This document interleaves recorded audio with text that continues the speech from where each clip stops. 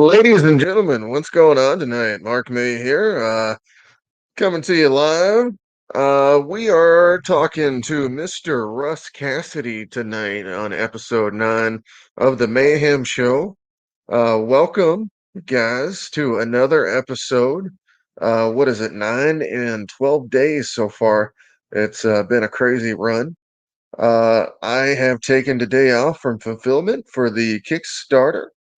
Uh, because I got my COVID shot yesterday, my second COVID shot.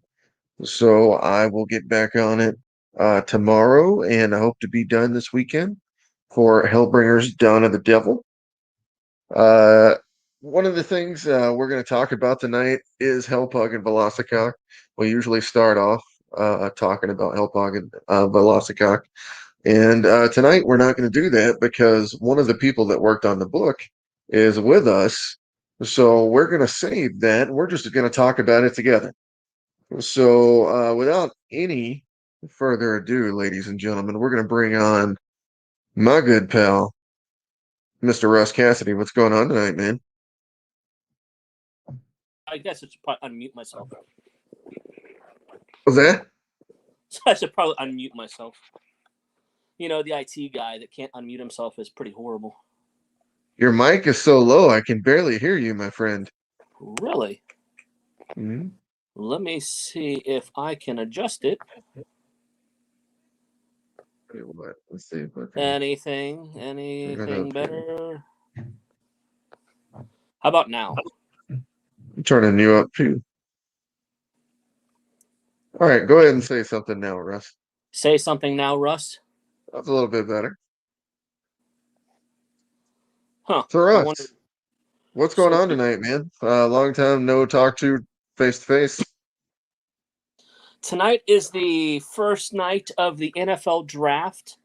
It just happens to be happening in Cleveland, Ohio, 2.5 hours north of me. So I have been watching myself up until about 10 minutes ago, and I just saw San Francisco make the worst pick of the entire draft, maybe ever. I've never seen a worse pick in my entire life. That was unbelievable. Mac Jones was right there, quarterback from Alabama. I can attest to watching him every game this season, since I'm an Alabama fan from Alabama. Springville, Alabama, guys, look it up. I'm just saying, Mac Jones would have been the guy. Yeah. I don't know. There's so hard to keep up with everything with COVID and everything now. It's so hard to really. I mean, because the seasons were shortened, and I mean, so it's kind of hard to really get a feel for who's going to be good, who's not going to be good. So I mean, it's really the NFL teams have to fly by the seat of their pants this year, and a lot of teams tried to hang on to a lot of players from last year. So we'll see how it goes.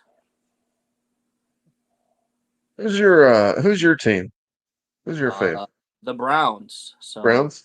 I'm from Northeast Ohio. I mean, I spent almost my entire life in Northeast Ohio, except for the 3 years that I was in the Navy, stationed in San Diego, and then we've been down here. We actually in southeastern Ohio, now right on the Ohio River, since 2011. So, but before that, I mean, 30 some years I was up in Northeast Ohio. So, always grew up around Browns fan. Always been a Browns fan. So, do you have a second favorite team?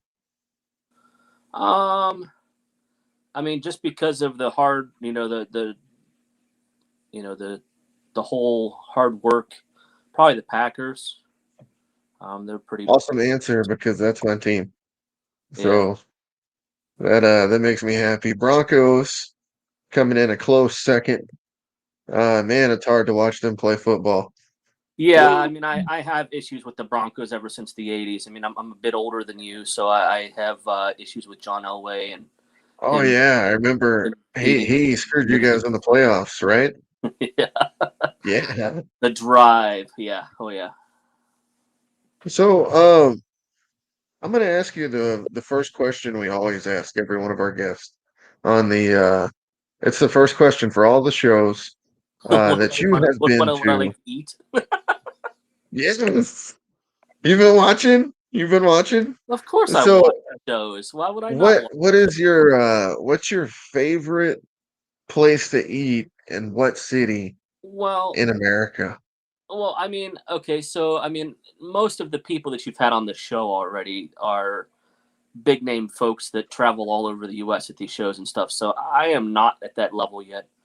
Maybe one day. So I mean, I You've mainly been to out visit of show states a couple, but I or mean, out of state shows?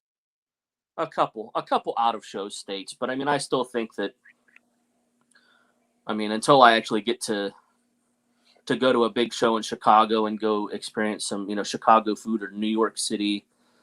I mean, I've been to those places on my own, but not show related. But I Mhm. mean, obviously, whenever you go to those places, I'm a big pizza fan. So I mean, I like to get either some Chicago or some New York pizza. And it doesn't even matter, you know, it's just to experience Yes. the area that you're in. 'Cause Chicago's known for its pizza, New York's known for its pizza, so you got to have a New York and a Chicago style pizza. I mean, it's so, but I'm not too picky when it comes to eating, obviously. Man, there was this thing I tried in Rhode Island. Speaking of what you're talking about, I've never seen it anywhere else in my entire life. It's like a ground up sausage with mustard. It's kind of spicy, but they grind it up and then they put it in a bun and then they put I think it's maybe onions and peppers on it. Dude, this thing was amazing and it is nowhere else to be found. So it's This was the only place that had it. kind of like a steak, Philly cheesesteak, but with different meat. Yeah, but with the sausage, this is kind of what it was like. Um, Man, that thing was good. If I go back, I'm getting another one of those for sure. I do like Philly cheesesteak, man. Whew. Dude, so have you been to Philly to actually have cheesesteak? No. So we had Stan Kanopka on here who's from Philly. What was it, a couple nights ago, and he actually was telling us about like Geno's and then the other place, and he's like, dude, I'll eat them both. That's what he said. He's like, I love them both. I'd eat them at the same time if I could. Like, it's like that sounds amazing. Yeah. Um, Do you have a favorite like food group then? Like say like Philly cheesesteaks. Is that your go-to? Like if you get that craving, like I gotta have something like Well, I mean, honestly, I'm a big like sushi guy. My oh daughter, yeah, me too, man. my daughter and my wife, not so much because she thinks it smells like her aquarium. Uh, yeah, my oldest daughter and I, we're big sushi fans. We like our Philly roll and our California rolls. So Man, that's actually really cool. Uh, the only person I've ever been able to convince to try sushi and like it was my little brother, and everybody else has hated it. And yeah, I can't get Adina to try it for it's nothing, a and lot of I know Violet will never for try it. a lot of folks, it's the texture. Yeah, and you're right, man. I love sushi though. Like my favorite roll is like a lobster tempura roll. Yeah. I think I think that's where it's at. Um, Russ, let's get into how you started into this industry. So Act like I don't know anything about you. hey, when did we do set one for HellBringers? Was that 2019? So it was summer into fall of 2019. It might have been 18. Was it 18? It might have been 18 or 19. It was one of the two. See, I I can't. can't remember. Yeah, I was sitting here trying to think about when Rick and I did those cards for set one, because I did all those weapon cards and everything.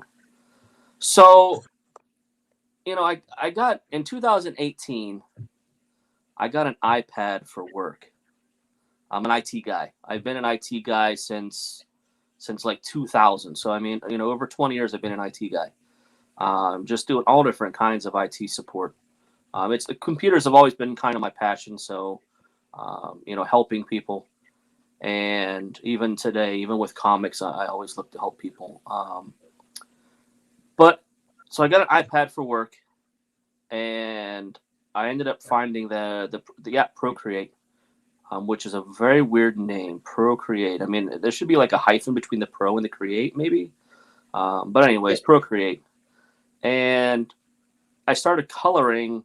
I met a guy on Facebook, Fabian Gonzalez, and I started, I asked him if I could color some of his Transformers. He does a lot of G1 Transformer artwork, and I mean, I dig it. I love G1 Transformers, and so I started coloring it, and people liked it. So we started selling art prints and that kind of stuff.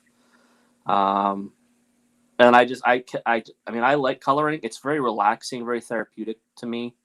So, I mean, there is rarely a day that I don't color something, anything. I mean, it's just, like I said, it's very therapeutic. I'll just sit in the chair, watch television. Usually my kids will try to annoy me at some point. And this Transformers piece here was something that I colored late last year. Casey Collar drew that. He's an IDW artist for Transformers. But anyway, so I started coloring, and I met Rick Lozano, who is here in Ohio, a couple hours north of me, and he got me a gig with a guy named John Arroyo from Arroyo Arts, and John does a couple of his own little comics, very small. He funds everything himself. He doesn't really do Kickstarters. He just does it for fun. He doesn't sell a lot of copies. It's just a fun hobby. So, he has some folks that he has draw stuff, and I colored a book for him called Lucky Shot #1. And that was, we started that late 2018, and we finished it in 2019, like May, somewhere around there. And by that time, Marat Michaels had reached out to me.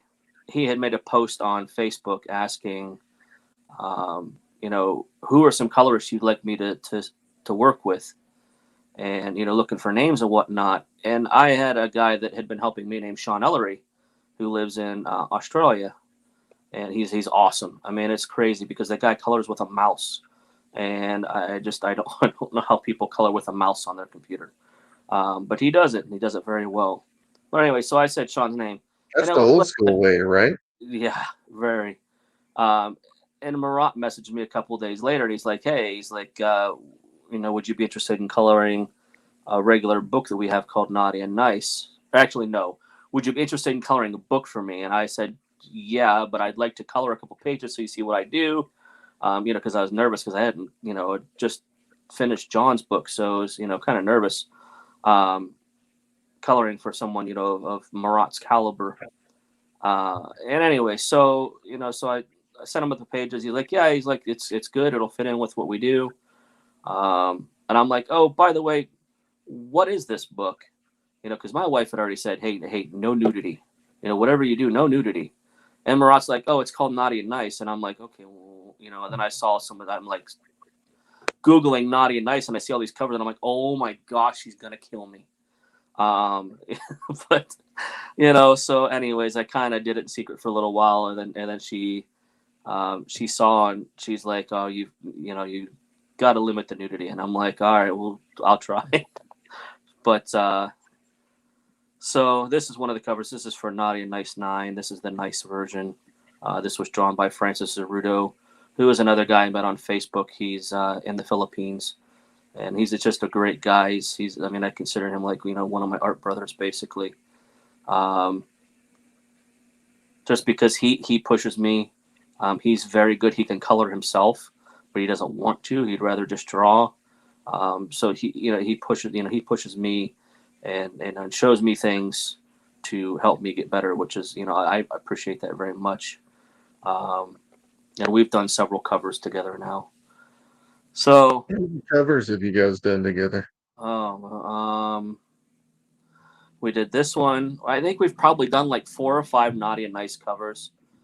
We did a Do You Poo cover, and we did a cover for Yule's Vision for Jacob Stem. So we've probably done like 6 or 7 covers together, I would say, somewhere right around there. Like I said, he's a very manga style. Some people like it, some people don't. So it's not for everybody, but it's different to me. It's eye catching because it's not the same, the same old comic style. So Well, I mean, the thing is not everybody's art is for anybody anyways. yeah, Even the best, some people don't even like J. Scott Campbell. You know what I mean? yep. Which it's crazy to think, you And know? Rob. I mean, Rob gets Liefeld gets a lot of crap for his stuff, and this is my issue with the whole thing. You cannot like somebody's art. That is perfectly acceptable. But you can't hate somebody because you don't like the way they draw. I mean, you can, but it's stupid. It just doesn't make a lot of sense, for you to hate somebody or to just bag on somebody constantly, try to make it a running joke, no matter where you go, because you don't like the person's art or whatever. I mean, it's if you have a person that you don't like, just stay away from them. Yeah, Just just avoid stay them. the fuck away from them. Yeah, I Don't mean, talk to them. That's the best thing you can do for yourself. yeah, I mean, and it's they're not affecting you. I mean, and I tell you this, we control us. We control what we do. We control our emotions. We control everything. We control ourselves. No one else has any control over us. And it's just one of those things where, um, too many people just they feel the need to put other people down to, I guess, get those likes and the the attention, and it's the attention seeking trolls, and it's not needed. So I completely agree with you. And it's not needed. I mean, we're not out here for politics. We're out here to draw stuff and make art and create books, right? That's all we want. in the end of it, what are you doing? You're freaking making comic books. You're not performing brain surgery. You're not building a rocket to go to Mars. You're doing comic books. Yeah. And not to put down, not to try to belittle doing comic Mhm. books, but it's it's fun. It's supposed It's to be supposed to be fun. fun. Yeah. And when you turn it into, when you make it not fun, then that's when people, they don't support you. um you know they'll put you down. I mean, you have to be upbeat. You want your customers to want to support you, that you want them to enjoy what you're producing. So it's very important to be positive and promote a positive atmosphere and attitude. I unfortunately got banned this week from Facebook for a 7-day ban. For having a positive, not Something I will attitude. never ever do again. Facebook has taught me not to have an opinion at all and share it at all. So, uh, here's the thing, Russ, if I had this 7 days back, we would have so many live views, I think, on Facebook for these shows. And I think the Kickstarter would be doing a little bit better because I'd be able to advertise it just a little bit more. So, it's one of those things you learn, like, hey man, it doesn't matter. Like, nobody's gonna care. This guy, you're never gonna teach this guy a lesson, you know what I mean? So Oh, you can't. You will never change any other person's mind. You just won't. yeah. No matter how many facts you present, they don't. Your facts don't matter to them. All that matters to them is their facts. The Mhm. facts that whatever they read, whatever they hear, whatever they want to believe, because that's what we do. We manipulate what we hear into what we want to hear. So I mean, it's pointless. I mean, if you post politics on Facebook anymore, or any social media, it's it's rarely going to do you any good. Mhm. Uh, for the record, I was defending World War II vets, guys, and I called somebody a bitch. So that's why I got kicked out. You showed him. Yeah, I did. My favorite piece that you've done, Russ, is this one right here over Chad Harden's lines. I love the blue contrast to the light coming to the top. and then what you did with the sword is pretty damn incredible. This will probably forever go down as one of my all-time favorite pieces. Chad, I'll tell you. I mean, I didn't know Chad before. You introduced me to him, and Chad is a great guy. I mean, he's such a good dude, and I mean, I'm very thankful that to you that one that I met him through you, and two that that he's been so cool during the whole process of doing the Sacred Heart, and even afterwards. I mean, we haven't talked in a little while, but I mean, we still stay in communication, and when we do these covers like this, he takes the time to get on a video chat with me and explain. I mean, don't forget. I mean, Chad, yeah, he does draw Harley Quinn, but he's also a professor at a college, and he's an art professor. So, and I've never been. I was not formally trained in art. I'm an IT guy. I mean, my bachelor's is in computer science. So, I don't have an art background. This was just something I was just willy nilly got an iPad and said, let's give it a whirl. And Chad, takes the time and explains things and and shows me. That cover, is partly in due to him because he took the time to say, okay, let's. I want you to go lighter here and darker here and that kind of stuff to help me, help to build contrast between light and shadow. So, and even Gemma, Gemma who does his fulfillment and whatnot, we got on a call and she. When I was working on a book called Image Grand Design, I was showing her some of the pages, and she was, basically saying, "Hey, look, you're 95% there. You just need to finish, the extra, that last step to just finish the piece." And that's what she was trying to go over with me, and very much it was very awesome to spend some time with her as well. And she's one of Chad's art students at Utah. But So, Russ, do you have a favorite comic character?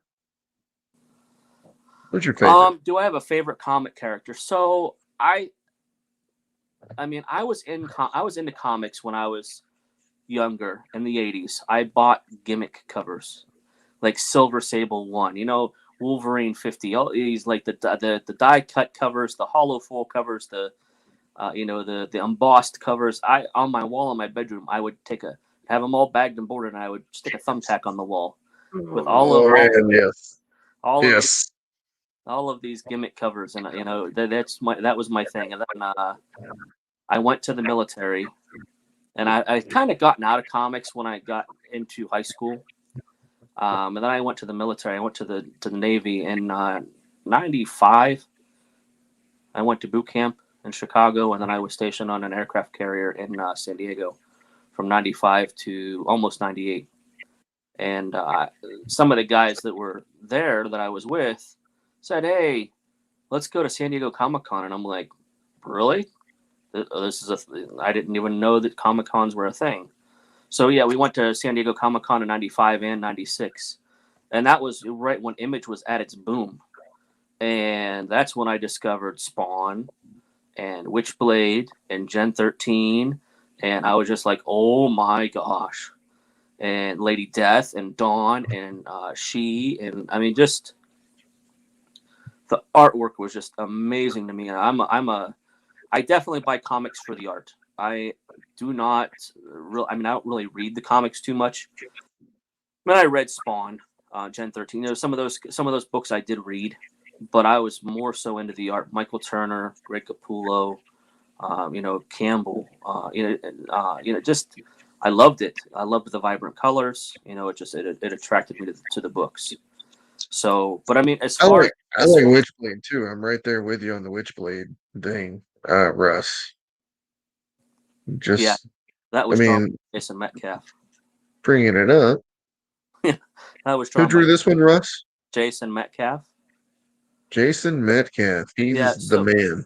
yeah. We did a comic book called Bad Girl Apocalypse in late 2019, and it was a parody book of sorts. And one of the characters was Witch Knives, which was basically based on Witchblade. I had Jason draw a character that we were going to use on a cover, but then as Marat looked at it, he's like, this is just a little bit too close to the original. We don't want Sylvester to get mad at us, so let's not do that. So, but I love the piece. I still have the original art. But back to your other question, Spider-Man and the Flash are probably my two favorite characters, and the Flash more so because of the CW series. But Spider-Man, just because I love the uniqueness of the character. You know, everyone talks about, oh, DC's got this character, Marvel's got this character, they stole this, they stole that. Spider-Man's his own thing. There's no other Spider. You know, Spider-Man. There's no clone of Spider-Man. Okay, that's the wrong wording.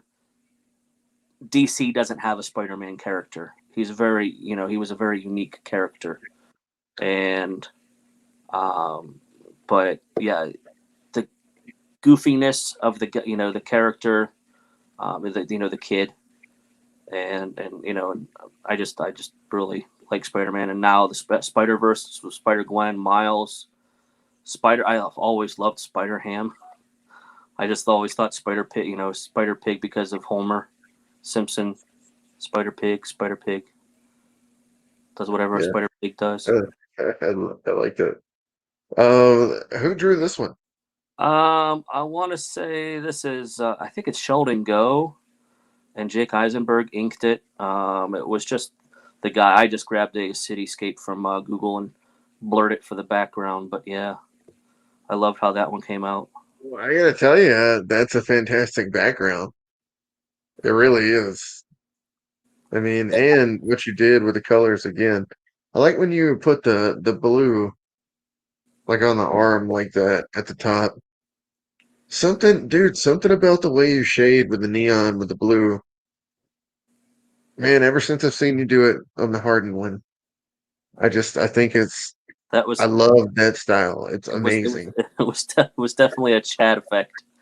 When we did the Jengar and Shred cover with the dinos, he's like, I want you to start putting, when we have a bright, warm light source, use a blue color to get to pull the cool out of the shadows, and that's I've held on to it. I really try to use that in the shading now, just to help add another dimension to the image.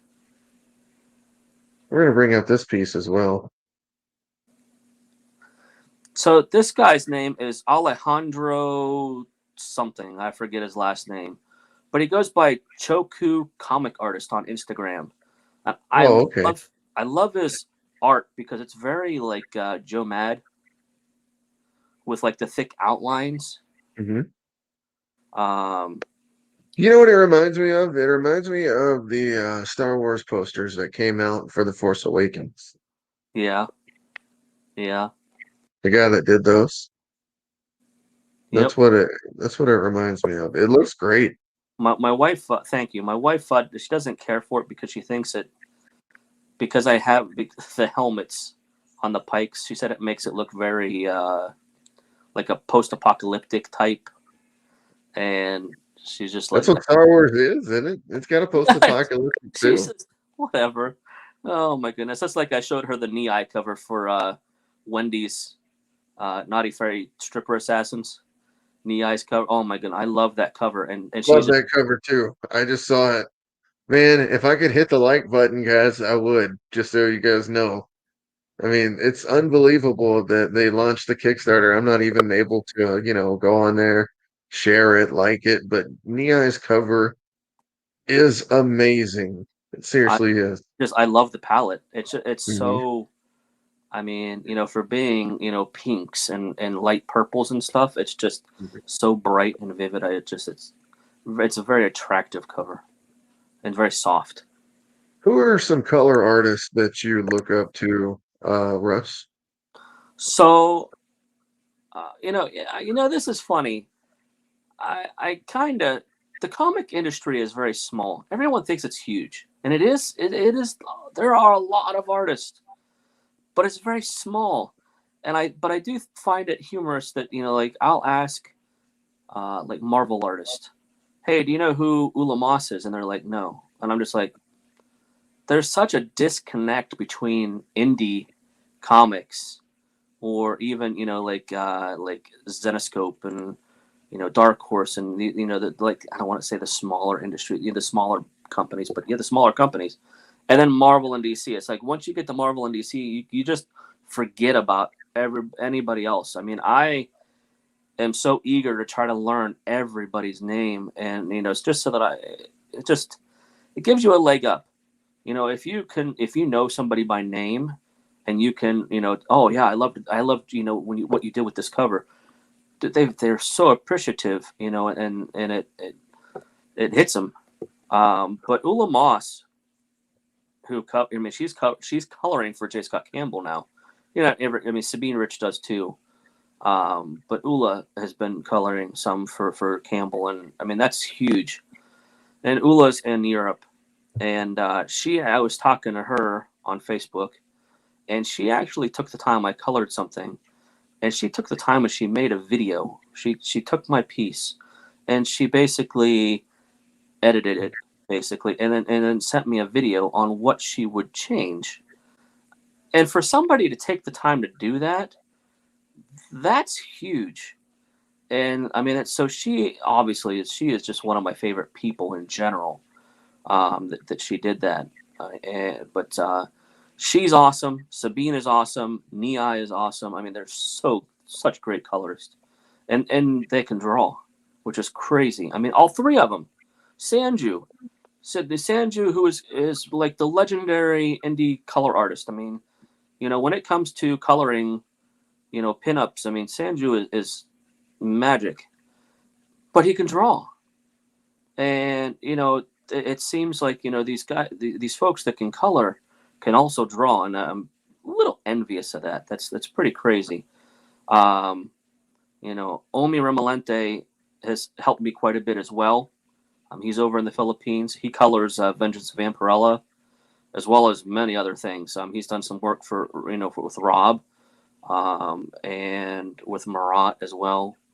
But doing Snake Eyes covers and whatnot. But yeah, I mean, he does Vengeance of Vampirella, which I believe is an all Filipino team that's doing that book now, and it's a beautiful book. I mean, it's a great dude. It seems to be that's where the best art comes from, is the Philippines. It's crazy. I mean, they must have some pretty good instructors over there teaching these guys. Just everything from drawing to coloring, everything. I mean, I forget his last name. His first name is Emil. I can't pronounce his last name, but I mean, he's done some like Ninja Turtle work, and Omi colors a lot of his stuff. And I mean, some of the turtle covers that they've done are just crazy good. So, but yeah, I mean, there's so many folks that are coming out, right roughly the same time I did or before me. Gwen, who is up in Canada, she's been around for quite a while, but she's done a Thor cover with Guile, and she colors a lot of Marissa Pope stuff and Ryan Kincaid stuff, Justin Hunt. So she's really up and coming. And I'll tell you, there's someone that a lot of folks sleep on. I don't think they really. I mean, there's a couple people actually that are really insane. Chuck Obach, who colors a lot of stuff from is it Paolo Pantalena, who they do a lot of Zenoscope stuff. Chuck is just holy Dude, cow. I have seen that guy's artwork. I have reached out to him. The moment I can afford him, I'm going for it. That dude is amazing. And then Ivan Nunez, that guy colors just. I mean, I think that he's really become Marat's go-to colorist. Cece De La Cruz has been coloring a lot of stuff lately too, but she does a lot of stuff for Coffin Comics. But Ivan Nunez is just crazy. He's so good. He's just in another league. He elevates any piece that he works on, and it's so vibrant, beautiful. And then I mean, I did mention CC De La Cruz. Her colors are awesome. Her sequential coloring in Lady Death is nuts. It's so beautiful. I mean, it's crazy because sequential coloring is not it's not like coloring a pinup. I mean, if you shrunk a pinup down into 4 or 5, 6 panels on a page, just like however many panels you have, that's a pinup. Every panel is a pinup essentially. So I mean, there's just a lot more to it, and they want a lot of publishers want people to have sequential coloring, just because it's different. So I mean, there's different things to learn. But Dawn McTeague is also just outstanding, and to see her, I watch her on Twitch sometimes, and to watch her watercolor paint Divinica pages, I'm just like, are you kidding? I mean, she's drawing and painting internal comic pages, on 11 by 17 that are actually used for the book, and I'm just like, how do you compete with this? It's crazy. These people are so talented. So, Dude, I don't know what I want on this Kickstarter. I don't know if I want the glitter version of this Nia Rufino cover or if I want the jeweled version. so Have the you seen the jeweled version? so I'll tell you. You know what? Yes. So Wendy was showing me. She was sending me videos of this stuff. So Wendy does her own metal covers. I don't know if a lot of people know that or not. I didn't know that, but Wendy actually, they used to do metal covers for the business that her husband used to work at, I believe. So Mhm. she still has some of the equipment to do these covers. So she does her own metal covers for her books, and she puts these jewels on there that she buys, and it's stellar. I mean, she does great work, so beautiful. But yeah, I mean the foil cover. She showed me a spot foil for that Nii cover. Oh wow! I mean, you've got the pinks for the girl, and then the background is metallic, and it's really pretty. That might be the one Wow. I end up going with. Wow. That's pretty awesome, man. I don't know what to get, so maybe you can help me out with that. I'm sitting there looking at it right now, man. I'd like to have one of those covers for sure, because I did, Nia's cover for this is incredible. I did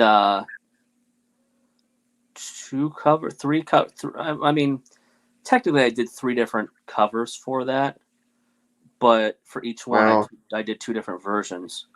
So I did the Justin Hunt cover, which is the girl with the wings on the she's riding the mechanical bull, and then I did a couple images from Walter Figueroa, the Mother of Dragons images, where it's the girl with the white face paint um, and the kimono that has the dragons with her. Um, so, So, Russ, what do you know about this right here? well, so what this is the first time that I've been involved with a cross promotion between two projects, and it is awesome. I mean, it is, to me, it is very cool to be part of a cross promotion and to see creators, reach out and say, hey, we're running Kickstarters at the same time. Let's help each other out. I mean, that's what this should be about. This comic industry should be about helping each other. Get funded on Kickstarter. Bring creations. To get creations to the hands of backers and fans. But basically, this is a poker chip. On one side, we've got the great Steph Wilson. Steph came into the comic industry back in 2019 as well, um, and he's been on fire. I mean, he draws some. He has a style that people have really adapted to. They've really taken to the style, and so basically, we've got Steph on a cover for Hellpug and Velocicock, and Wendy's got Steph on a couple covers for the Naughty Fairy assassin strippers and stripper assassin. That's stripper. That's what I heard. What's that? He said the assassin strippers. Yes, naughty strippers assassins. It's a tongue twister. The Naughty Fairy stripper assassins. This cover's doing really well on the Kickstarter, Russ. Steph has a strong following on his art and his books and his covers, and it seems that this is one of the favorites by far for the Kickstarter. Let's go ahead and talk a little bit about the Kickstarter. Are you down for that, Russ? Yeah. So this right here is the first thing I'm going to bring up. Give me 1 second here.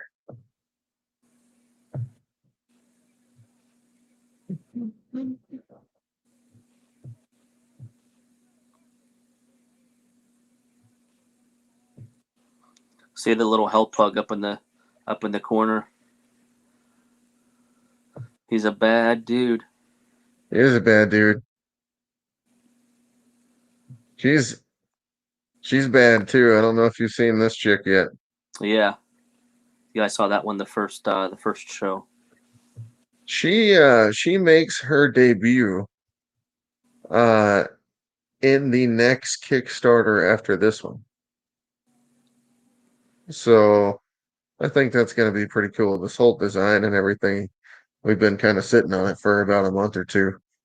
You know, I'm ready to throw it out there, you know, let people see it. Speaking of which, we're going to go ahead and tease this just a little bit.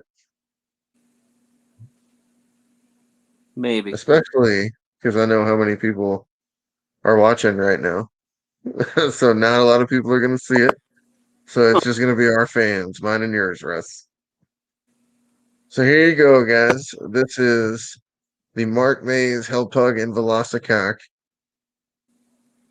May the 4th special. Guys, this is my artwork. I homage myself from my original Lilith, excuse me, pencils. Woo, Cobra Chop. And this is Russ Casseday on colors. Russ, tell us about your color process on this. This is Darth Lilith. So, I mean, normally, I mean, this, I mentioned to you before, pinups are usually pretty quick because there's really not a lot to figuring out, foreground, middle ground, background. When you have those kinds of things, I mean, it's important to try to come up with a background that helps, I guess, set the mood for the pinup. And I wanted to go for kind of ominous with this, and when you think about Jedi and especially the Sith, and you think about the lightning, from the Emperor and everything. So I wanted to try to incorporate that a little bit. Obviously, and she had to get the red sabers. But yeah, this is just kind of a play on Darth Vader. So she's got when Adina saw it, she said she loved it. I love it. Dude, what you did with the vents and the face mask is amazing. What you did with the eye is amazing. What you did on the chest, the glow on that, oh my God, man. I love that cover. I love it. This might be one of my favorite covers that I've ever done. Yeah, you killed it on the colors. I laid down the base colors, and I was just kind of like, yeah, I think this is going to come out pretty cool. So you did a really good job of, keeping it pretty open. Simple. Keeping it simple. Yeah, when artists can go one of two ways. When an artist draws an image, they can basically draw the outline of the character, the character, the basic shapes, right? And leave it open for the colorist to use the colors. Or they can basically shade it so that it basically leaves no imagination for the colorist to do anything. It's basically just, okay, the light source is coming from here because the shadows are here, so therefore this is we have to go this route. But yeah, I mean, an example in Dawn of the Devil, Corey Hampshire, his style, he leaves a lot of things open. So, I mean, basically you have your lines, but there's a lot of white space for you to play with as a colorist. And then, Ron Williams, who drew the second half of that book, he's more into shading. So he puts a lot more shading, which is more time on his part, less time on my part, so I mean, it works out both ways, I guess. But artists vary, and some of them like to have that control, some of them don't. So, and you, like I said, here and with this specific image, you did a very good job of leaving it open and letting me play a little bit with the light and reflection and that kind of stuff. So the glow. Well, I really appreciate that. I know that your opinion to me matters a ton. So, as far as my art goes, because you work with me on a daily basis, so I mean, you know better than anybody what's up when it comes to that stuff. Yeah, that the last cover you did with Sanju was, I mean, it came out really good. I mean, that was a very clean image that you provided to Sanju, and Sanju really, I mean, colored the hell out of that image, and it just, to me, it's just a beautiful image. It's pretty. I mean, it's a pinup. I mean, look at the dog. The dog looks real. The more I look at it, the more like I fall in love with it, and I try not to do it because I don't want to be like, dude, you gotta remember, that's your artwork. That's your artwork. You cannot like love it. You can't say it's awesome. You know what I mean? Like, Yeah, yes, you and can. You can. it, I mean, that's. I mean, you. Sanju's a beast. Number one. Number two. This might be one of my all-time favorite covers I've ever done. I love my pug, and that looks just like his little fat ass right there.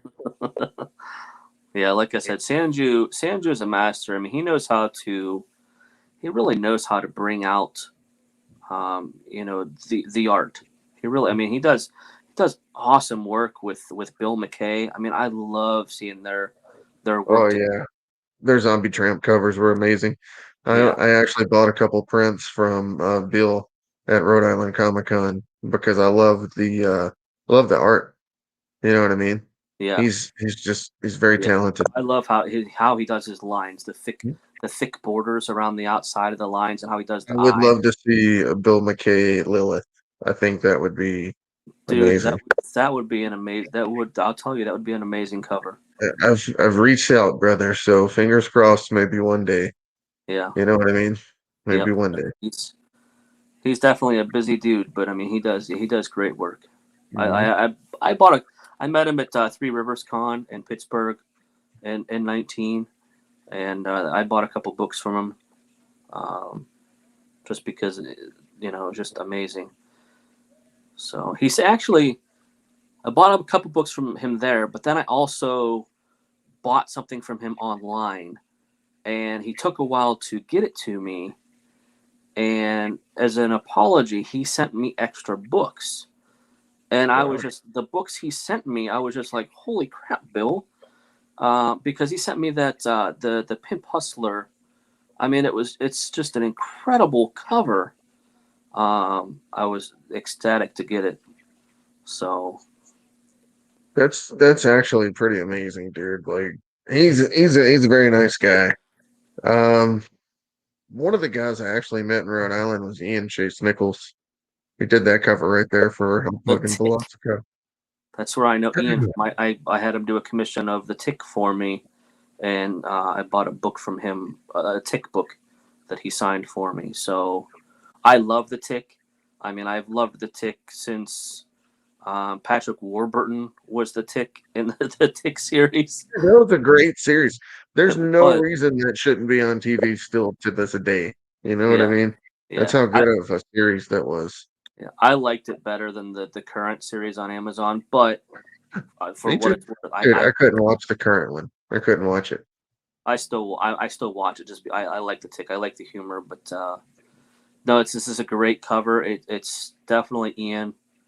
Um, I mean, it's it's just with the laughing VC down at the bottom down there, and I mean, it's one of those like covers that Ian is showing his artistic prowess because he can do something funny and sexy at the same time, yeah, which is one of the hardest things yep, to do.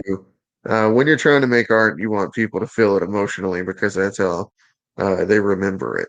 So in some way, you got to get them. It can either be sexy, it can be horror, it can be comedy, yep, uh, and it could just be beauty overall. So this one right here, man, he does it. yep, He's portraying the characters just like they should be. yep. No, So tells a story. It's very cool. it is a great cover. What's your favorite cover on here, Russ? Um, my favorite cover, I would have to say it's tied between yours and Sarah's. I think those are my two favorites. All the other ones are awesome. I love Joe's cover. I think it's beautiful. But my favorites I think are Sarah's, just because it's an homage to her grandpa. Um, I don't think it gets any better than this as a Frazetta fan myself. yeah, I loved her granddad about all the books that he ever put out. it just makes me laugh. And when I see that dog, I'm just like, the dog doesn't belong. It's just kind of like someone. It's like someone went and found a Monet and just stuck a pug on it.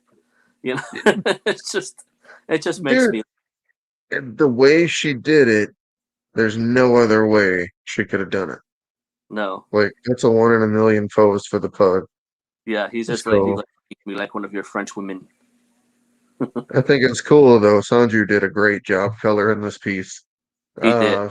I mean, dude, I mean, that is a painting, that is a work of art right Yeah. there. He did all that detail, and it's gorgeous. Yep. Um, He did. He let's did it. talk about that Rubinstein cover since you brought it up too. I own the original art for this, which is a watercolor piece, which is amazing. This is probably the best piece of artwork I actually own in my entire life, I would say. Yeah. It's an amazing cover. It's our highest tier on the Kickstarter for a reason. They're very limited. It's one of those, I mean, it's one of those covers that it's gonna be super rare in the future, guys. Yeah. Just you're gonna want this. You're gonna want this cover because it's gonna be the rarest one for this Kickstarter. Yeah. I mean, it's pretty. And then I mean, I think that. I mean, aside from, I don't know, it's Shannon Mayer's cover for Dawn of the Devil was just beautiful, just outstanding. And then Linsner's cover for Jengar Shred was amazing.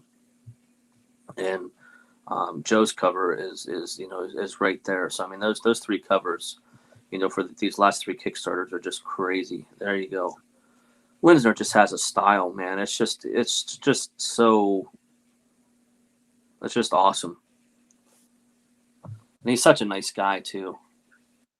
he So really is. I mean, when he reached out to me to say that he got his comps and to, tell me how to do the copyright thing the right way, that was pretty damn cool of him. You know what I mean? yeah, He no, didn't have to do absolutely. that. And as soon as you said that, I went and looked at one of Marat's books, and it has those symbols, and I'm just like, all right, we got to figure out how to put these symbols in. So no, it's definitely anytime a big name artist like that reaches out and gives you any Mhm. information, it's just kind of like this is awesome. You know, it's funny. I'm in all these groups on Facebook, and I see all these people. They post whatever. They post in these groups and they try to tag like Rob Liefeld or anybody, and they're doing it to try, it's an attention thing, right? It's like, hey Rob, look what I got. I got this comic book or these cards or whatever from your art from the 90s. And it's cool, but why are you doing it? It's just an attention thing. I don't know. It's just funny. I guess I'm kind of, over the starstruckness of things, but not to say that, if Rob called me and said, hey, what are you doing? I'd be like, I'd probably drop the phone and, pee my pants a little bit and be like, okay, well, I'd be like, I'm working. Pants a lot. I'm working. I haven't stopped working. Just like I tell you all the time. It's like I'm working in my sleep. That's what I'm doing. Yeah. Dude, speaking of working in their sleep, you work in your sleep all the time. You had this cover done when I woke up first thing in the morning. Also, let's talk about this one. So I met a guy on Facebook, and I don't think he draws a lot. He does not do comic book shows. His name is Chris Graves. I seen him post in, what's the group, how to draw comics or whatever the group is. And, I come across people's art like this and I'm just like, hey, would you mind sending me the high res, image so I can, color it? And honestly, usually people are like, sure, it's good practice, right? And, for them, if it turns out right, like Chris liked this so much. He's like, dude, can you send me the high res colors? He's like, I want to go ahead and I told him I had a metal print made and I showed it to him. And he's like, I want one. He's like, can you send me the high res file? And I sent him Jacob Stem's contact information. So he told me he was going to reach out to Jacob so he could get a metal print as well. And, that validates. Metal. Great guys. Yeah, exactly. Let's give them a shout out for sure. Yeah, they are, the best in the biz. They do such good work. But anyway, so yeah, when I color a piece like this and the artist is just like, hey, I'd like a high res version of that, it just validates that I know that I'm moving in the right direction. So like I said, I colored John's book in 2019. Marat asked me to color Naughty and Nice in 2019. That was Naughty and Nice 6. I did, I think I've probably done 10 or 11 books for Marat since then, internal pages, a bunch of covers. So, it's definitely put in the work. I think I've definitely crossed 200 pages of sequential colored in 2 years. Wow. So, that's insane. It's absolutely insane. When you think about it, yeah, it is pretty crazy. Especially considering I'm an IT guy, so that's my full time job. I work 40 hours a week too. So, but I met a guy, David Browers. He's in Canada as well, Calgary. He is outstanding. He definitely has a 90s image style. And we did, he asked me to color his pages for I forget what it's called. Not a knockoff book, but a bootleg. The greatest bootleg ever. Last year during COVID, their group, the Kayfabe group, Ed Pisker, Jim Rugg, they got to, they basically pitched an idea about doing image grand design many years ago. Ed Pisker did X-Men grand design, and it was very popular. So they decided to do, he basically pitched doing image grand design, and it was kind of, the nod was given by Kirkham, or Robert Kirkman, and so some folks ran with it from the Kayfabe group. They basically said, okay, let's come up with some ideas and let's run with this. And I forget what it was, 30 some creators. 60 some, artists, colorists, inkers, writers, editors, everything. And they came up with a 320-page book called Image Grand Design. And David Browers he's just so good. And he asked me to color his pages. So we had 4 pages internal, and we also did the cover and a pinup. I wish I had sent you those images. So basically, only, I want to say 300 physical copies were printed for the people that participated in the project. That was all that was printed. So, but you can go to imagegranddesign.com and pay $5, and you can get the digital download of Image Grand Design. It's actually 2 parts: Image Grand Design, and it's a flip book. The other side, it's Image Grand Disaster. And Image Grand Disaster PDF will be released next month.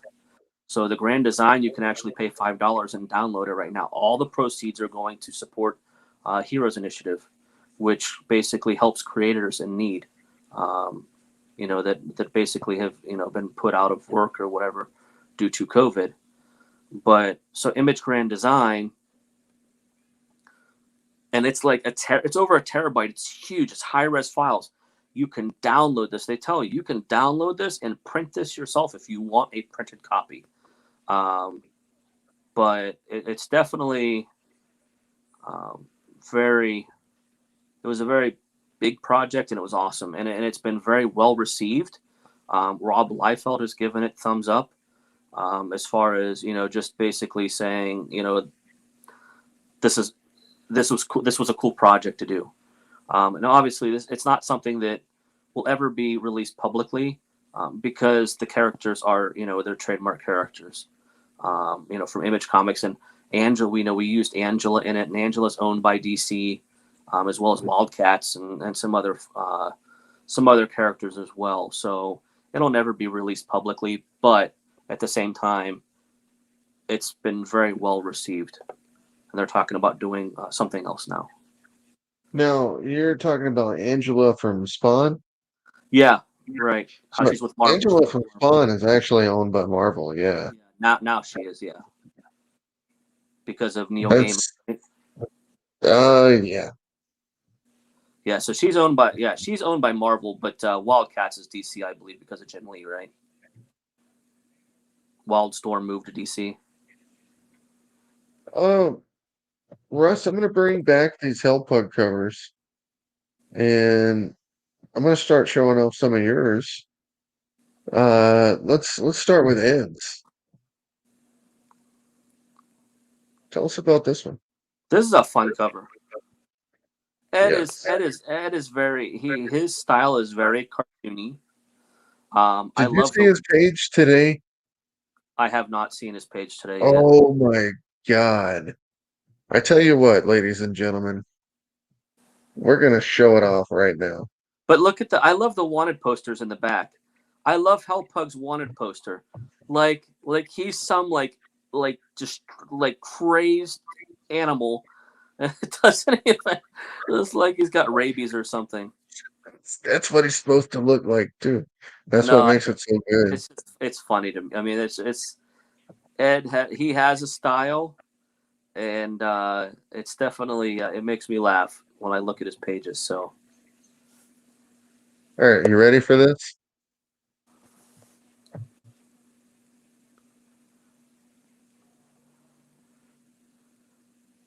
That's pretty cool. Yeah. We've got HellPug destroying somebody. Who is the guy with the eyes? I'm gonna leave it. I'm gonna leave it for when you read it. Yeah, but who's the guy? Who's the guy at the top with the multiple eyes? He reminds me. That's Kodo the Chameleon. Oh, that's Kodo. Oh, remember? Kodo? Yeah. That's right, man. Colored him, yeah. Kodo the Chameleon, Rhinoceros Rex, and Elefante Titus, ladies and gentlemen. Speaking of Rhinoceros Rex and Elefante Titus, Russ did a cover on colors for a guy by the name of Stephen Pawala, who's one of the nicest guys you'll ever meet in your entire life. Boom. That is the cover. As you can see, Elephantitis up top, Rhinoceros Rex on the bottom. This is an incredible cover, dude. I think Yeah, it's I think really, really awesome. one of the things I try to do with my covers is I try to keep the colors bright. I like bright colors. I like the vibrant colors, and I've been told many times that my covers, the colors look really good on like foil and metal covers, just because the colors are so much brighter. Colors are more reflective in the foil and the metal versions. So if you get too dark, the light just doesn't reflect as much. It doesn't hit as well on foil covers. So I really enjoy your progression, and I personally get to see it every day, which I think is one of the coolest things about the gig that I currently have. Is you've been doing this for 2 years and you get better every day, and you getting better drives me to get better because I just can't have you just fucking getting better all the time without me. yeah, no, it's I mean We are currently at $3,119 on the Kickstarter. it's better than what it was 2 days ago, man. I mean it's Right. What we're gonna do right now, guys, is we are gonna do. Have you watched the show at all, Russ? I have yeah. I mean I've watched it. I've not watched like all the way through. I bounce and skip. Um, we've been doing free giveaways. So basically, what's happening is if you spend $50 on the Kickstarter and then message me, then you'll get a free giveaway. So that's what we're gonna do right now. What are you giving away? It is free giveaway time. What am I gonna be giving away? That's a good question. I am gonna be giving away this Steph Wilson Chromium Dawn of the Devil HellBringers cover. That is one of my favorite Steph covers that he's done to date. I agree. I think this is gonna go down as the best one that he ever does, period. I've seen all the other ones. I'm not trying to be biased. Yeah, I love this cover. I'm so happy about the that skull. right there. Yep. Mhm. No, But I it's love a the great cover. cover, man. You know what Yeah. I mean? He proves he can draw every day when the naysayers disagree sometimes. You know what I mean? But this is the chromium version. It's not near mint. It's probably like an 8.0. Uh, these usually sell for $75 on the Kickstarter. Go check out the Hellpug Kickstarter. Message me tonight. Let me know that you're watching, that you did it. And then what's right here? That could be yours, guys. All right. Russ, that was our insane free giveaway. Free giveaway. Boy, it went crazy with Tom. So in Tom, we did free giveaways, and every 30 seconds, like within 30 seconds, 4 times, they were like boom, boom, boom. And then I was like, what just happened? You know what I mean? So we did four Tom's a free good giveaways. guy. Yeah, he is. I mean, That he's been night around the that industry Tom for a was on the while. show. Yeah, he's been around the industry for a while. He has a Mhm. lot of good insight into what to do, what not to do. Um, I mean, he's just he's definitely a wealth of knowledge. And he'll be one of those guys that has no problem sharing it. You know what I mean? Yep. And I mean, he was great, man. And like I said on the show, 4 for 4 was insane. Yeah. And I mean, that's pretty good for giveaways. You know what I mean? Yep. So we've done one since, and we're doing one tonight. So we'll see if anybody picks it up. Like I said, we're over 3K, which is awesome. Russ, I'm getting excited. We have a few days left. We're going to be launching that May the 4th variant uh, right when I come back out of Facebook jail. So, I mean, what do you think? Stop calling people bitches. I mean, I'm done. I'm done doing that. It's never going to happen again. Yeah, Facebook's just like, yeah, you can't do that anymore, dude. So, Even if they're a bitch, you can't call them a bitch. I just can't do it. So, Russ, I'm going to share a video with you. Oh boy. I'm a snake. I'm a silly little sniggy snake. Now, I was slithering around the comic book store, and I started hearing about this new comic book coming out. Now, I haven't read this thing yet, but it sounds pretty sweet. It's called HellPug and Velocicock. That's in case you aren't a scientist, that is half velociraptor, half cock. Kind of like how I'm half human, half slither little sniggy snake. Now, I guess that also means HellPug is half hell, half pug. Now, I used to have a pug, and they're pretty much all hell. So HellPug and Velocicock is about to be coming out soon. Snatch that thing up and see what that's all about, because it sounds pretty sweet to a silly little sniggy snake. And I know, because I'm a snake. I'm a silly little sniggy snake. All Oh, right, Russ. What do you my think? gosh, Mark. What do you think of that, Russ? I mean, I watched part of it before. Up until he said, Snicky Any Snake. bigger for YouTube stars, period? That dude had 80 million views, man. 80 million. It's insane. People will watch anything these days, Mark. Yeah, that's it was so funny. Tom came on here and he saw it and he just put his hand on his hands and he's like this. He's like, I work every day to make something great. And this guy comes on here and he gets 80 million views. And I'm just like, And God, hilarious. he slithers a Snicky Snake. Dude, all right. So have you seen this one? What's up? It's Jamie Kennedy. Oh, Jamie Kennedy. We have a new hilarious comic book coming out called HellPug and Velocock. Have you heard about HellPug and Velocock? Velocicock? HellPug and Velocicock. Come on, this isn't it. It's half Velociraptor, half butt plug. I mean, half butt cock. Butt- HellPug is promo. Lilith, and she's Lucifer's puppy.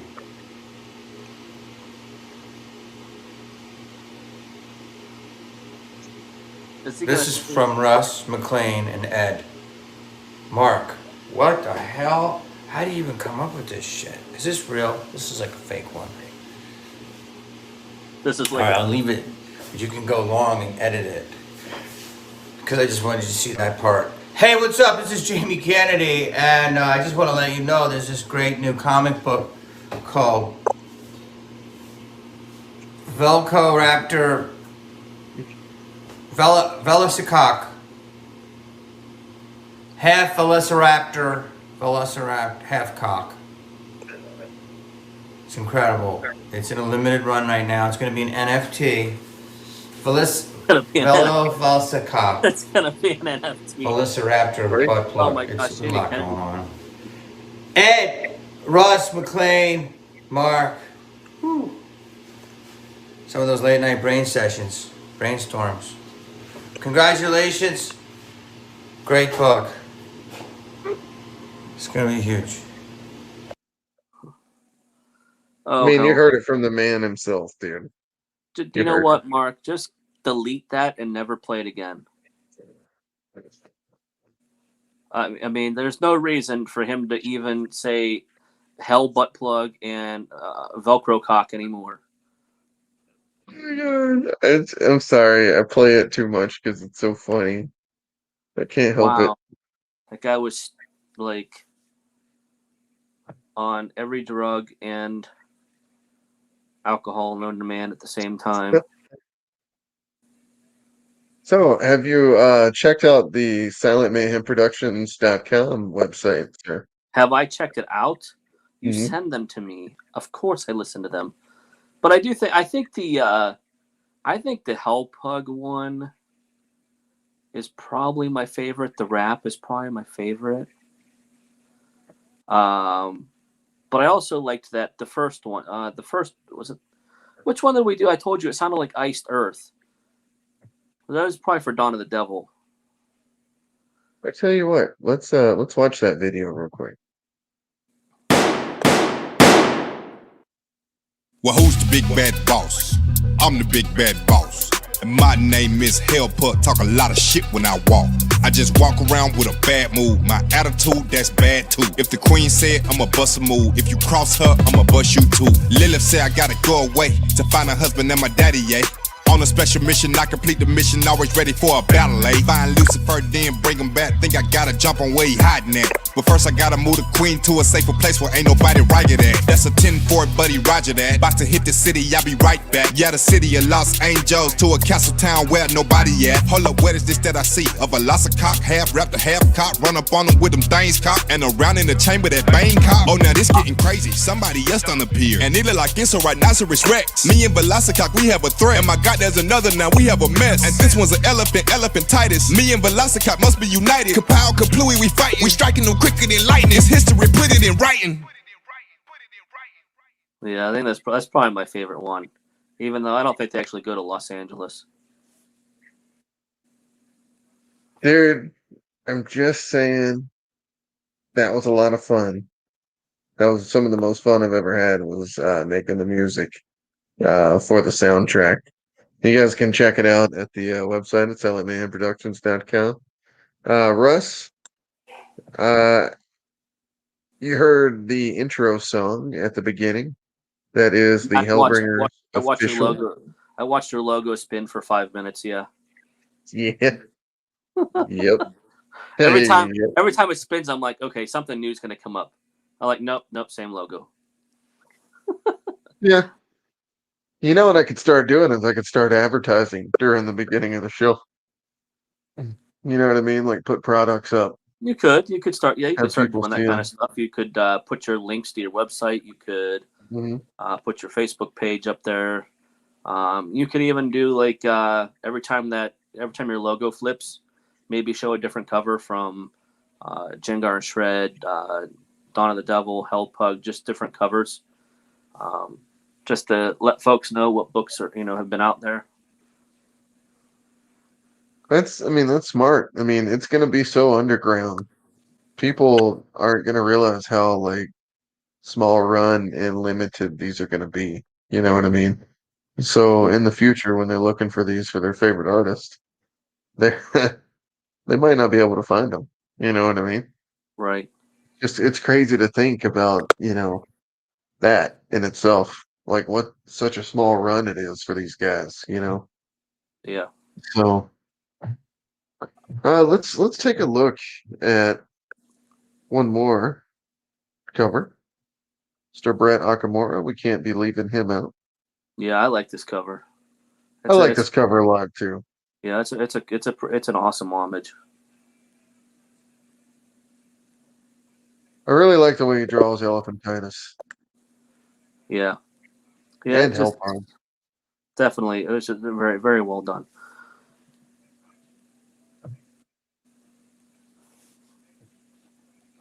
Yep. So no, I mean it's definitely a lot of covers, and I like how we do the Kickstarters.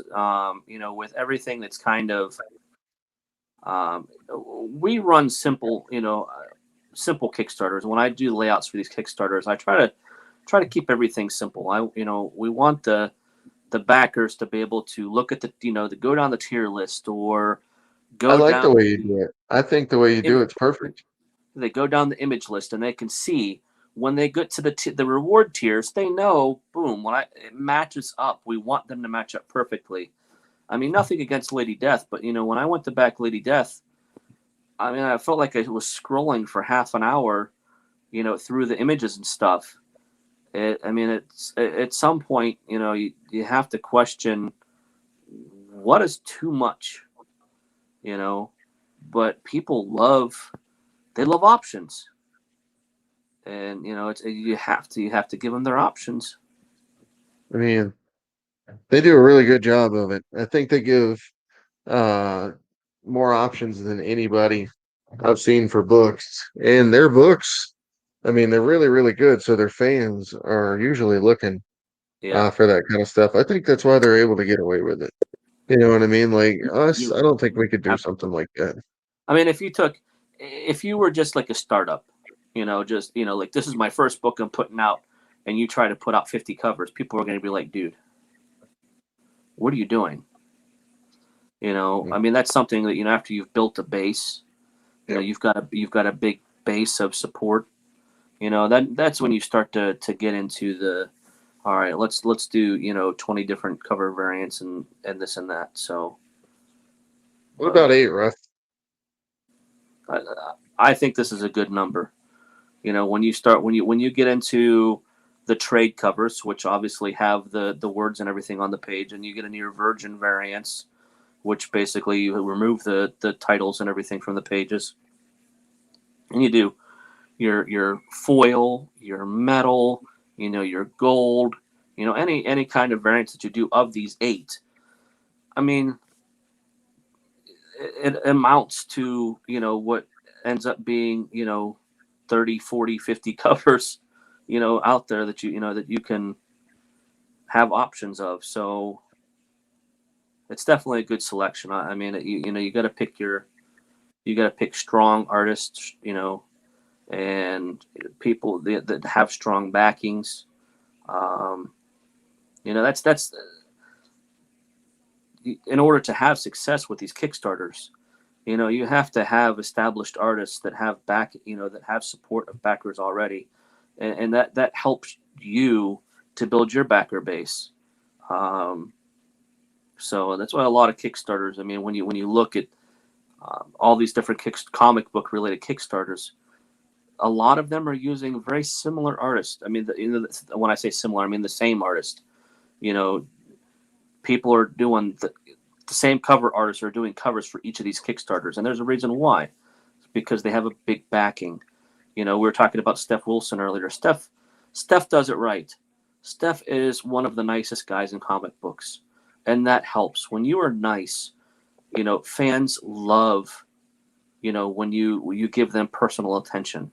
And on Steph's, on some of his live streams, he does drawing, like drawing with you. He'll give you an image, and everybody that's watching draws that image, and then he does a contest, and and he puts your art, front and center in front of all of his people. And Steph's got, I don't know what, 30,000 followers or something like that on Instagram. I mean, he's blown up in 2 years. He's blown up. And and it's a part of it is because he's a nice guy. And we've talked before, there are circles. Everybody has circles. I mean, I don't want to call them cliques, they're circles. And they form because creators, publishers, they build relationships with artists, colorists, inkers, any artist basically. And that they form relationships built on, one, they can do their job, they can meet deadlines, they're nice people, they're not a-holes to work with, and that you establish a team, and as you move forward, who you're going to go with. This guy can do this kind of style, this guy can do this kind of style.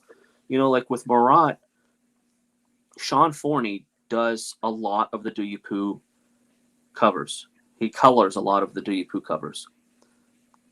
That's Sean's thing.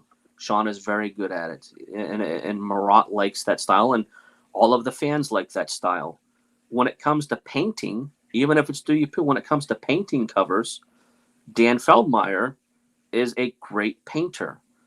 He did the Contra cover for Jim Hanna's Kill Count 2 book. I mean, Dan, he's really good. He's a great painter. So everyone has their niche, and that, everyone has to find where they fit. But you have these, these circles. People know who they can trust and who will get stuff done. Steph is one of those guys because of, his personality. He can bounce. He can exist in multiple circles. Not everybody can. I like to try to think that I am able to bounce between circles as well. I like to help people. I like to make sure that everybody is successful. That's my big thing. I mean, like I said, I don't do this for money because, I like to get paid? Yes, because it's a time investment. But at the same time, I have a full-time job, so it allows me to stay on the cheaper side, which is why my motto is pretty much, I'm serviceable, but I'm also affordable. So, I'm not the best. I've been doing this for, just over 2 years, 2.5, less than 3 years, basically. So I'm not going to be the best. I can't be.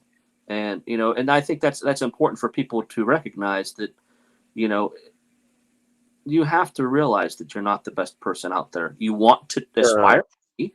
I disagree wholeheartedly. I think you're one of the best color artists in the entire world, and the more you do it, the better you get. I mean, I'm just gonna bring this up again. Russ, this cover in particular in my mind from this series is probably gonna be the one that goes down as the most legendary cover we'll ever do for Hellpug and Velocicop. This is the image I'm gonna remember of it forever. Well, it's You the know first what I one mean? we did, technically. Huh? It's the first one we did. Yeah, Was your image. even still, like I've seen other covers take over, like the Linsner cover, even though it wasn't the first cover, like for Jengar and Shred, be like, you Yeah. know, The and defining I cover. think this one right here, I see what you're saying. this is the image I'm gonna remember when you from this when you Kickstarter. put this image in Ed's mind, as far as this is how we want the book to be. This cover tells you what the book is. Yep. It's silly. It's gun action firing. And it's humorous and animated. So it's it's different than what you've done in the past. Completely different. It's something we did that was completely different than what we've been doing. And I think it's crazy that we're stepping out of the box 3 comics in and doing something that we've never done before. Animation. You know what I mean? Yep. So that was kind of what I wanted to do, was to have that project that looked like an animated project. And I knew Ed Smith would be the right person to do it. And you've colored Ed Smith in the past, even for cards that we've done for the Hellpug set, or excuse me, for the HellBringers card set. And here's the thing, like, you kill it every time. You know what I mean? For these characters. I don't think anybody, I mean, I call you the HellBringers MVP. It's because I don't think anybody's done more Hellbringer stuff than you have. Period. You know what I mean? For set 2, what was your favorite card out of the whole set? For set 2? Yeah, for HellBringers Out of the Ashes, set 2.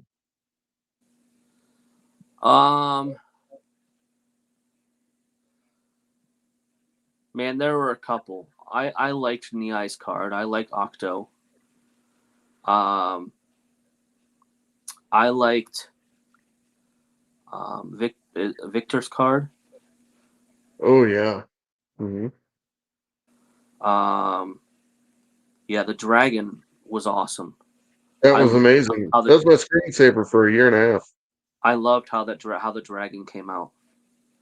The Dragon Terragith, ladies and gentlemen. Yeah, I mean, it just came out awesome. I mean, you had me switch the background or something like that, or you had me change something, and it just made a huge difference. It made everything pop. Especially But those metal cards. yeah, yep. Those were I amazing. I love the cards. All the cards we do, they all look great in metal. Let Well, me ask you a specifically, question. yeah. I know what you like from an art standpoint, but everybody else needed to hear it for the set. But I'm going to ask you, what do you like via the character standpoint? Who's your favorite character just because you like the character from set two? And everybody out there who's listening, this is stuff that happens later on down the road in Hellbringers. And when I say later on down the road, I think we're thinking like maybe 12 issues down the road. So this is a kind of a first scoop. You get to hear about it.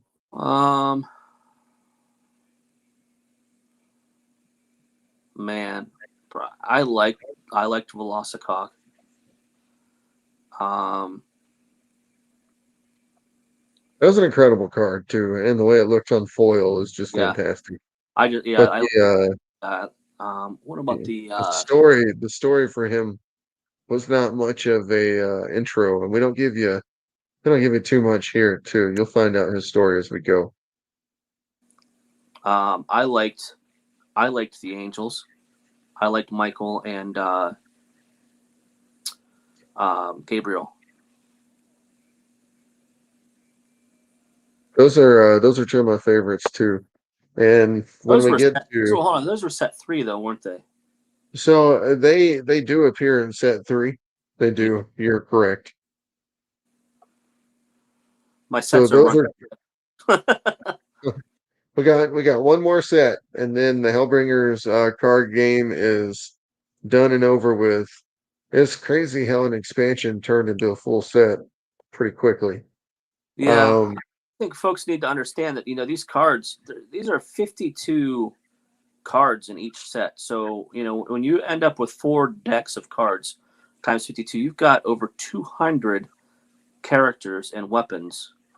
Because there are weapons cards that basically boost specific cards' powers. So I mean it's not technically 52 characters, but 52 characters plus weapons. But the majority of them are actual characters, and so there's gonna be so many places for Mark to pull characters from to use in the comic books, potential games down the road. A lot of different directions to go with the universe, the entire Hellbringers universe. Russ, speaking of that, I've looked in already into getting models done for 3D printing. So as far as getting miniatures made, I've found an artist that is amazing, dude. Like that can get it done. It's just a matter of finding a printer for them. Yep. And I'm thinking if I can figure out how to do it myself and scale it myself and stuff like that, it would be cool to package up like a 4-pack of minis or something like that and have those as figures in a box at the show. That's next level. You know what I mean? So that's a dream of mine right there. No, that would definitely it adds. It adds to it. When I don't know, when you can hold a figure that resembles the character from the comic or the card game, it just adds that extra dimension. Just like the old X-Men and X-Force figures from the 90s. Yep. From Toy Biz. That was my jam for comics. Every time I held Sabretooth and Wolverine in my hands, I was like, gotta watch the cartoon. You gotta read the comic. You know what I mean? Well, it's like Monopoly. If you think about Monopoly, they could have just used similar pieces to Sorry, where they're all the same shape. Why have a Weirburl and a thimble and an iron? Why have all the? It's just, I don't know. It just makes it more fun. People fight over wanting to be the Weirburl or whatever. It's so it just adds that extra dimension. Man, I've got so many ideas for what we can do for different kind of games. That's something I want to work on so bad right now and just start on. And then today, I got a really crazy idea about maybe doing like a book, like a search book, just for the entire Hellbringer series. So that's not gonna lie to you guys. When we're done with Ties That Bind Us and with um Jengar and Shred 2 and the graphic novel, I am seriously gonna dive into this project where I'm gonna do a search character book. So that would be just me drawing these pages out, having someone color them. Russ, if you're available, we might be able to talk at the time. You know what I mean? Because nobody else is gonna know how to draw this like you do. You know what I mean? Right. Or excuse me, color it. Um, dude, I just it's so much work. You know what I mean? Like we're doing fulfillment this week, and I'm dying over here, man. Like I had to take today off and yesterday off, and I'm waiting on a few more books from the printer. So once we get all that done, Saturday we're hoping we're able to ship out all this stuff.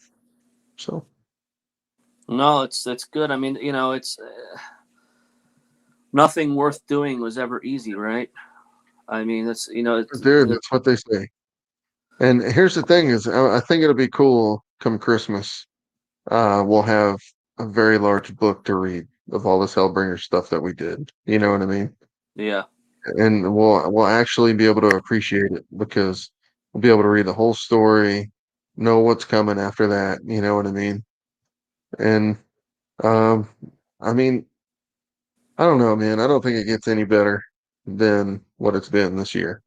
I know it's been crappy not doing cons and stuff and not making money like I was, but dude, this is to me the coolest thing I could have ever done. I mean, I'm just happy you're on the ride with me. any time that you can create something and send that to fans and have them basically show appreciation, or just the happiness of having something that you produced. There's joy in that. I mean, you feel good. You feel accomplished. That you've done something. You've created something. Somebody wants something that you created, and it's just it's a good it's just awesome. I mean, like Shannon. Shannon did that cover, and it was a huge success. But that cover was your IP. I mean, Lilith is it's your character. That's it's the outfit that you and Chad designed, and I mean it's your story, and to have someone as awesome as Shannon, bring that character to life on the cover, and to have Joe Linsner bring Jengar to life on the cover. I mean, it's awesome. I mean, and I know some stuff that's that you've got brewing coming up for next covers and stuff. I mean, and it's awesome. I mean, it's when you work with big name creators and big name artists, it helps you to feel accomplished, like you're moving in the right direction. So congrats to you. And I've told you, I mean, you wouldn't be where you are if you weren't hungry. And that's probably that's probably your biggest asset right now is you want to be successful. You're hungry. You want you want to get your story out there, and that want, the desire to do that is what drives you, and that's a good thing. So just keep pushing, doing your thing, and like I said, I'll help where I can, and we'll just try to keep moving your product in the right direction, and getting it to as many fans and building as big of a base as possible, and people will love it. Well, I mean, I think it's been amazing working with you. I mean, I would definitely not be in the position that I am right now if it wasn't for you. So just remember that, number one. Number two, you're right. I think this whole cross promotion thing is a really good idea, because it just shows more people your comic book. Right. And that's another idea that you came up with.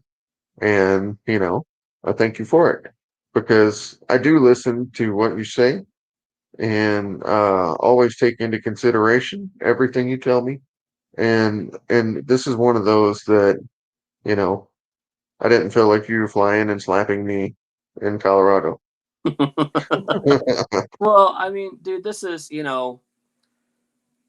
one of those things where, how I was saying, everybody loves Steph, right? The more folks that see your name attached to other creators, think about this. We talked about this too. When you're at a show and you have a table and you're selling things and you have two people standing at your table, what is everyone else in the show wondering? What does that guy have at his table that those people are looking at? I want to go see. If you don't have anybody at your table, then other people, I mean, they may stop by, but if you have 3, 4, 5 people standing at your table, people will automatically gravitate towards your table because they think there's something there that they need. And the more that you do cross promotions, the more that anybody does cross promotions and everybody works together to accomplish things, the easier it's going to be for everybody to accomplish them. I mean, it goes to the weakest link. I mean, it's not. I mean, not really the weakest link, but I mean, you're going to accomplish things easier if you have a solid team. And sometimes, you have your initial team, right? Your artist, your inker, your colorist, your editor, your letterer, but then also beyond that, promoting your product and being able to link up with other creators, who need help promoting their product. It opens doors, especially when people need the help. Where someone else like Tom. Tom he's been in the industry for a very long time. He has an established name, and you hook up with him, and he promotes you, and you promote him. I mean, that makes both of you go up. So I mean, a lot of people share the same backers, but at the same time, a lot of people have different friends. So you're doing these cross promotion things. People, they want the freebies, man. I was told if you're trying to sell a house, if you are trying to sell a house and you want to sell the house, if there are things that you do not need and they are not high value, leave them. Leave them for the next person, because people want as many free things as possible. Oh, you've got a kid's bike? You've got a kid's bike that that you don't need to take. You're going to buy the kid a new bike. Leave it. You want to buy a new washer and dryer set for your new house. Leave the old washer and dryer. We're leaving you all this free stuff. It still works. It works great, but we're leaving it for you for free. People are like, free? Seriously? Yeah, we want this house, because it's just all this extra incentive that the people can't pass up free. So. We just had somebody back the Kickstarter for over $150. So her name is Stacy. Miss Stacy, message me to claim the Steph Wilson chromium cover. Thank you, Stacy. Thank you, Stacy. How about that, Russ? Yep, we need to. I'll do some more promoting on my Facebook page as well. And it's okay. I mean, you know what I've already said. Like, I just want to see it. I want to see it made. It sucks that I did what I did, and I'm banned for the 7 days, and I can't promote it like I should be. You know what I mean? Because you're a bitch. It just sucks. But when we come back, we're coming back with a vengeance, and we're gonna show them the cover that we did. for May the 4th. Yeah. No, I mean it is what it is. It's a book that it had to be made because it ties some stories together, so it has to be made.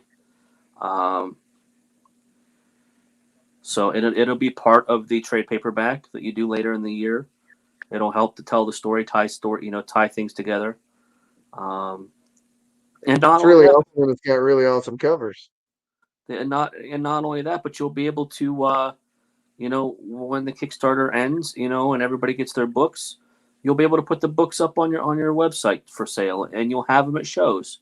So, I mean, just because something happens on a Kickstarter does not mean that that's the end of the story.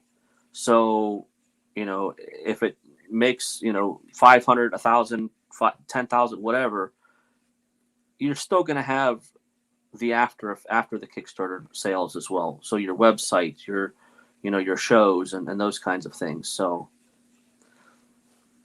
there's Steranko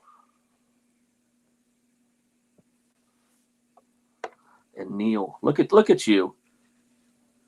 No, you're like almost beardless. Oh boy. You almost look like Harden. Oh man. Yeah, there were times where I kind of did look like Harden. I looked up to that guy for a long time. He's a great dude. I was gonna show you one of the pages for Winter Winds. I'm gonna show off page 2 tonight. This was a web comic that I did. Here is page 2. Now, what's this Guys, from? maybe you'll be able to zoom in on this one. So this is Russ. This was from Winter Winds, which was my first web comic that was supposed to tie into HellBringers. This is Norgren's story from the first HellBringers card set. Nice. Read that story for him real quick. You want me to read it out loud? No, I'm just saying I want you to see it. So you'll know what's the up second here. horn of Lucifer. That's interesting. Yep, that's the first page right there. That's a pretty good looking. I mean, the pages are pretty good looking. Mm-hmm.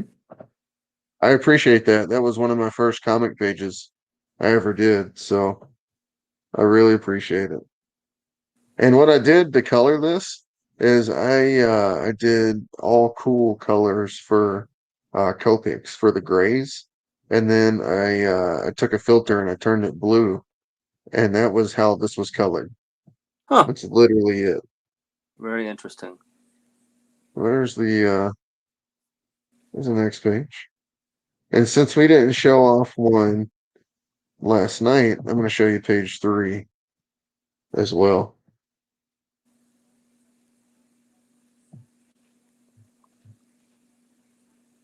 There's page 3, guys. No, you can't really read these right now. The reason we're showing them off is because I am thinking about getting these remastered and throwing them in trade paperback. Yeah, that would not be a bad idea. Not a bad idea, right? Yeah. I mean, you could even do that as stretch goals. So, Russ, we are coming up on 8:55 my time, 10:55 your time, which means you have been on the show for 2 hours. We usually run at 1. I didn't even give you the option because you didn't seem like you wanted to stop. So you've been incredible as a guest. You're one of the best friends I got in the world. And also it's incredible to work with you as well. Do you have anything else you want to talk about before we hop off here for tonight? I don't. I mean, we should probably mention some Kickstarters from some of our friends, right? I mean, Wes. Let's talk about Wendy's and Jim's. Okay, so Wendy Shainer's got her Naughty Fairy Stripper Assassins. We've got this cross promotion where if you back Hellpug and Naughty Fairies, you get this beautiful token with some Steph Wilson, Ed, and myself art. it's definitely worth getting. So if you can back both projects, that will be yours. Wendy's got a lot of recommend the great knee eye covers. cover. That knee eye cover is amazing. She's got she has some really great covers in for her book. We've got Jim Hanna and his Kill Count 2, which is basically a love story to the 80s. It's just off the wall action. I mean, it's Commando, it's Rambo, it's any of those movies that you can really think about from the 80s that you love. The art in Jim and Walter, I forget his last name is like Perea or something like that. The interior pages are great. But definitely, if you get a chance, check out Jim Hanna's Kill Count 2, Wendy's, Naughty Fairy, Stripper Assassins, and so definitely worth backing. And then, of course, okay, Cat, get out. Hey Russ, have you seen this? Yes, I did. I saw that, and Kleber did a great job on that. I mean, the fact that it looks like Adina is just it makes me laugh. Oh, dude, I know. So here's the thing: is when we get set 4 and she has this card, she's gonna want to play all the time just so she can get this card. I guarantee you, Oh, dude. Michael Mastermaker did this card. That's right. Yeah, Master Maker did this. He's Oh the man, best. He's the best HellBringers card artist of all time. yeah, he's so good. He's so Uh, detailed. I was pretty sad that my co-host Lewis Perry couldn't be here tonight. He was feeling under the weather. He's like, who's Russ? He's like, nah, I'm out. He didn't even know who was on the show tonight, man. He's been doing me some solids being on the show, but I was actually asleep. I had to wake up for it because I had the COVID shot, like I said yesterday. It's just kind of put me down. So, Well, dude, I appreciate you, waking up and doing the show with me. That's that's awesome. I was out for a day when I got my shot. The next day I was out. I mean, I had a fever of 102, and that was when we were launching last week, oh and yeah, I I mean, just couldn't do it. I slept. I Like, know. so I don't it's blame you. definitely. I mean, but I'm doing a show in Pittsburgh called Three Rivers Con towards the end of May, like the third weekend of May, May 24th or something like that, 24th, 25th. And then I'm doing a show in Lexington, Huntington, West Virginia, which I'm not sure if it's Lexington Con or what they call it, but Huntington Comic and Toy Show or something like that. And that's the first weekend of June. And that's gonna probably be the biggest show that I have done ever so far. Because I mean, there's so many wrestlers that are going to be there, like Kevin Nash, Sergeant Slaughter. I mean, just all Dude, kinds. Slaughter's the man. Slaughter gave me a picture and signed it on my birthday for free. Yeah, it's Walked awesome. over to my table. A He's like, bunch I of heard it's your birthday, son. I was like, bro, first off, I'm Cobra for life. That's what I told him. Cobra for life. That's what I said. I was like, first off, get your Joe ass out of here. And no, I'm That's just funny. kidding. I'm a huge fan. So, and John Wesley Shipp is going to be there. The guy that played the old school Flash and played the old school Flash in the new series, and he's also going to be in for shit. Yeah. the second series of Stargirl as well, playing the JSA Flash. So lots of cool people. I'm excited to go. So Russ, here's the Dawn of the Devil black sketch cover that's on Silent Man Productions right now. Available for sale. I launched my store and I forgot to tell everyone. So a perfect time to launch your store and not be how's it able to going? tell Have you anybody been anything. selling stuff from the store? Huh? Have you been selling stuff from the store? I haven't sold anything yet. Nothing yet. It only takes Just, one. huh? One spark. Working on it. Working on it, dude. Yeah.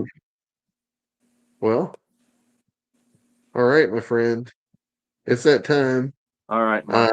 You're the man. Thanks for being on. Uh, don't work too hard tomorrow. Yeah. Wish me luck on fulfillment this weekend. Hopefully we can get the rest of those books and get it done. So Yep. Good luck. Thanks it's for been a having me. pleasure, my friend, always. Anything else? Nope. Hi, Becky. That's it. Here we go. Thanks, man. Hey, buddy.